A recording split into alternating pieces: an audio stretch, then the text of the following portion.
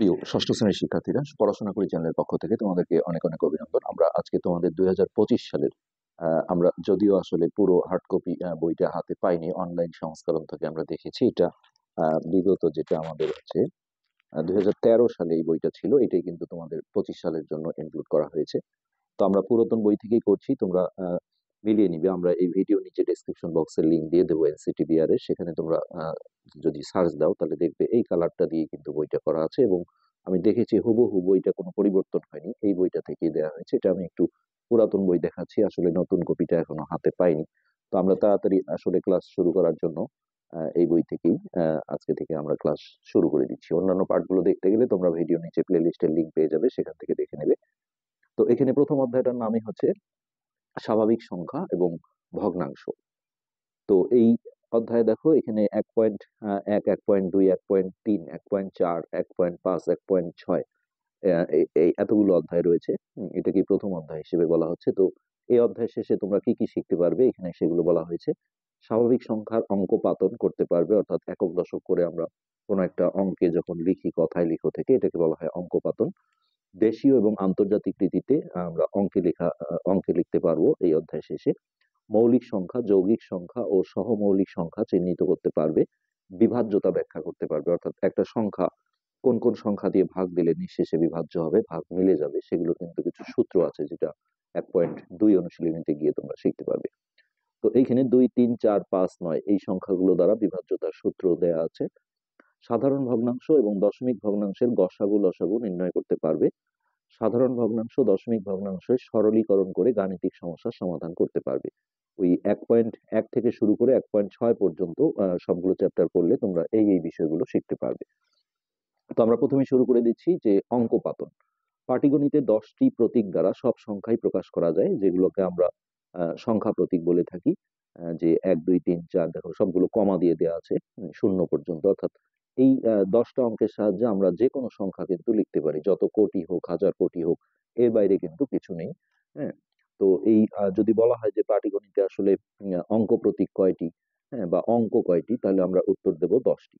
তো সেক্ষেত্রে আমরা শূন্য থেকেও লিখতে পারি, শূন্য কমা, সবগুলো কমা দিয়ে দিয়ে লিখতে হবে, 0, 1, 2, 3, 4, 5, 6, 7, 8, 9, এই 10টা হচ্ছে মোট আমাদের অঙ্ক, এবং এগুলোকে অঙ্ক প্রতীক বলা হয়। এই যে এখানে বলেছে দেখো, এগুলোকে অঙ্ক বলা হয়।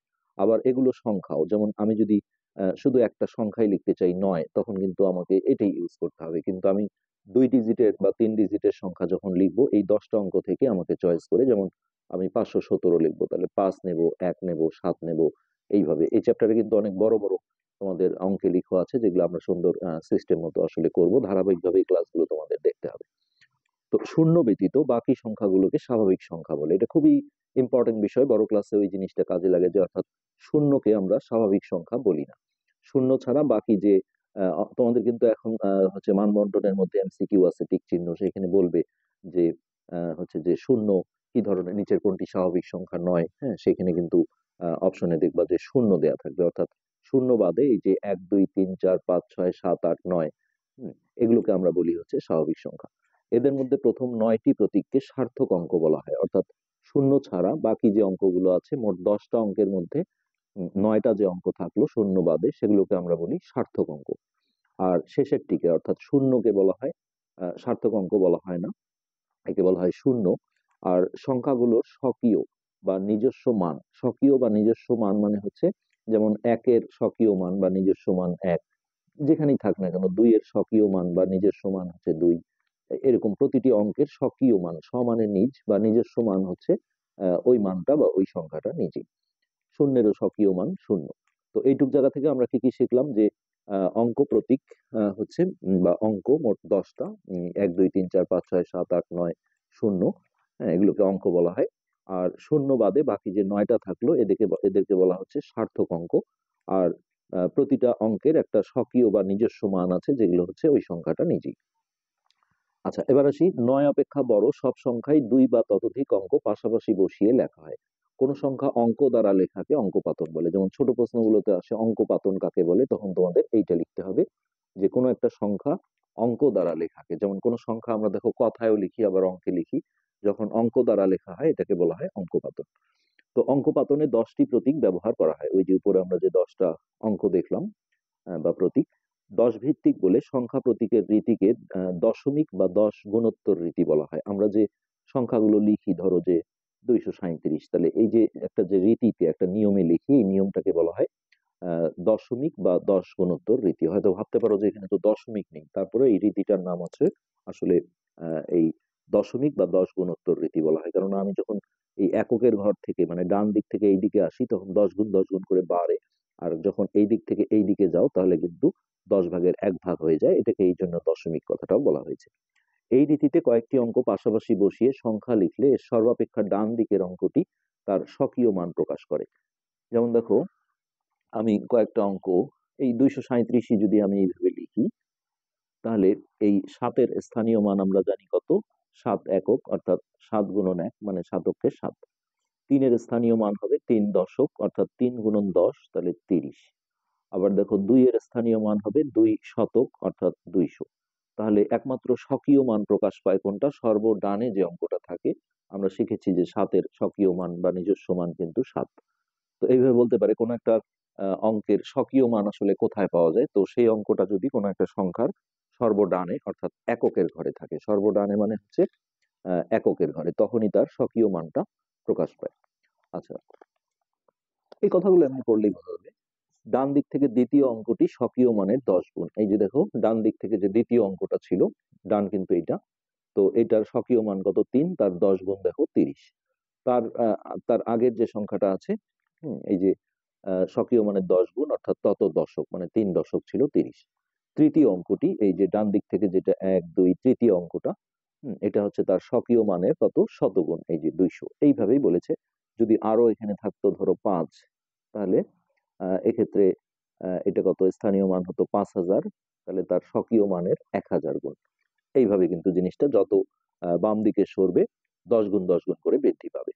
লক্ষ্য করি যে কোন সংখ্যায় ব্যবহৃত অঙ্কগুলোর মান তার অবস্থানের উপর নির্ভর করে।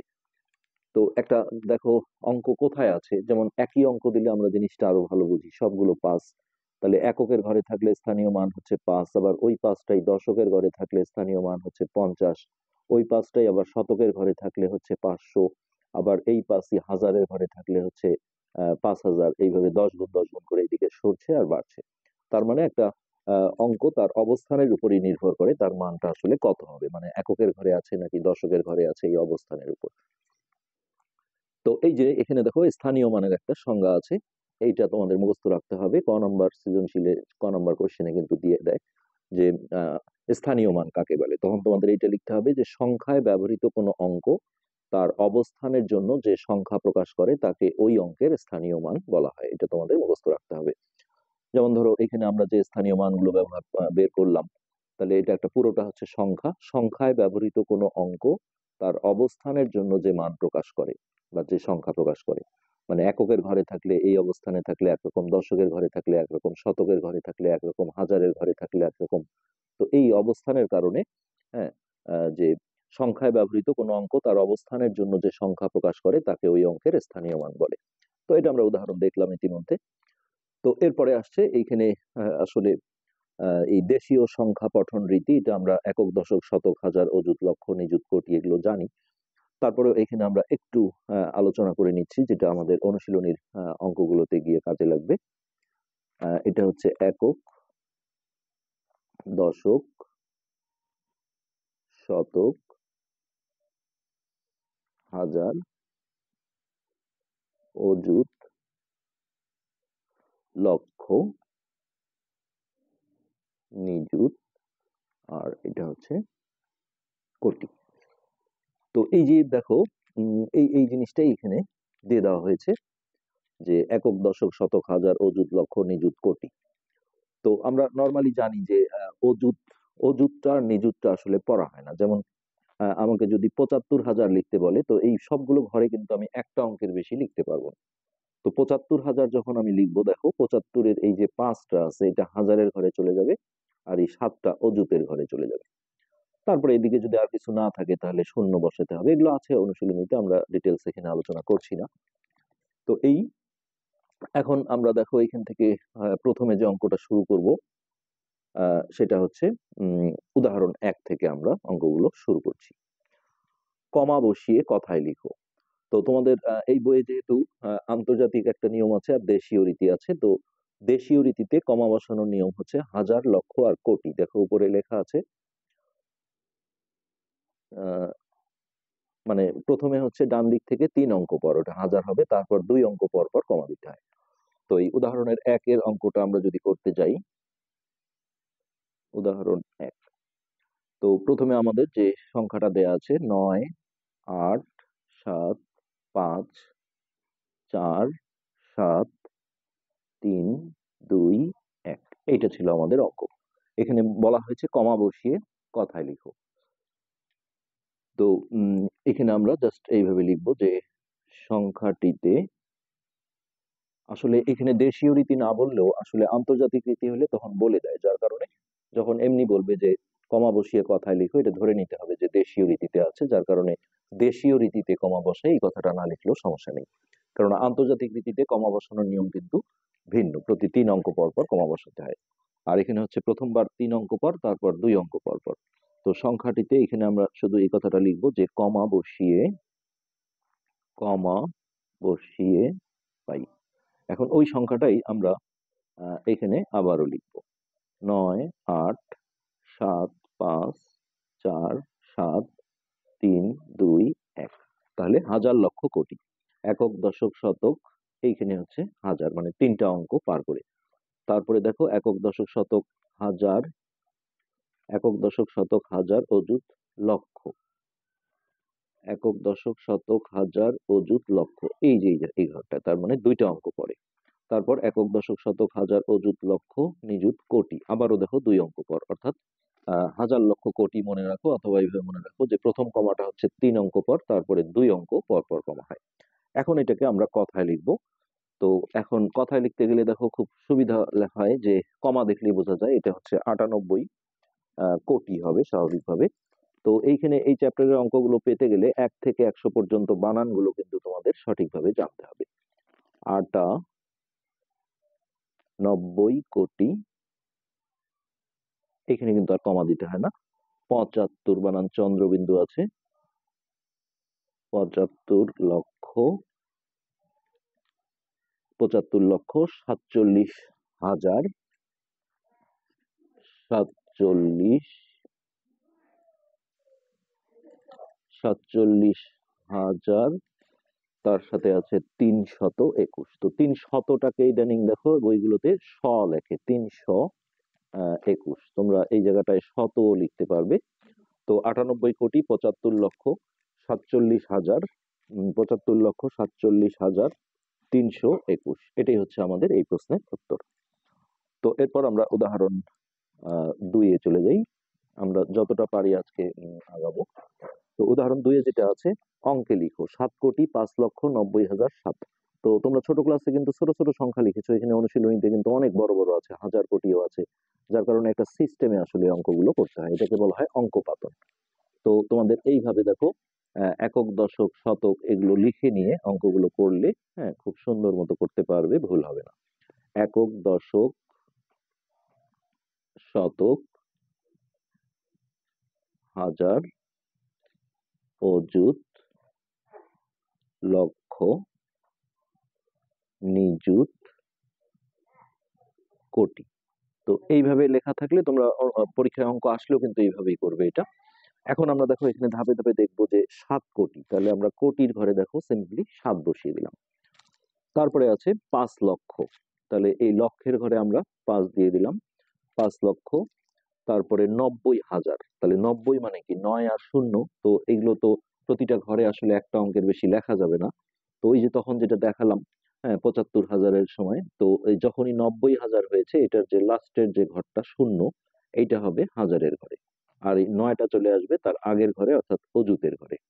তাহলে এটা হচ্ছে 90,000, আর সরাসরি 7, অর্থাৎ এককের ঘরে হবে 7।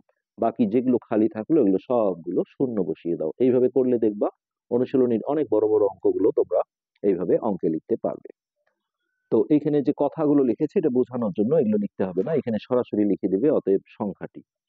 আর যখনই এই চ্যাপ্টারে যেহেতু কমার বিষয়টা আলোচনা হয়েছে, তো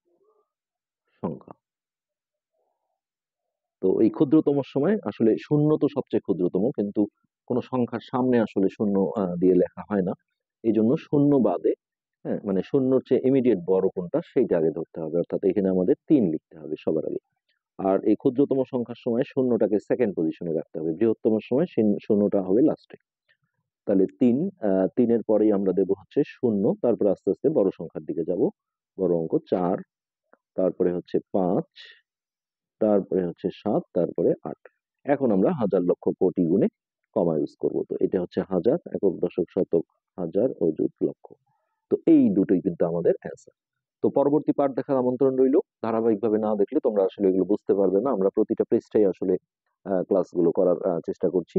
এর পরের পার্টে আমরা তোমাদের আন্তর্জাতিক গণনা পদ্ধতি নিয়ে আলোচনা করব, যেটা মিলিয়ন, বিলিয়ন তোমরা হয়তো শুনেছো, এটা কিভাবে আসলে অঙ্কে লিখতে হয়। তো আজকে এ পর্যন্তই। ধন্যবাদ।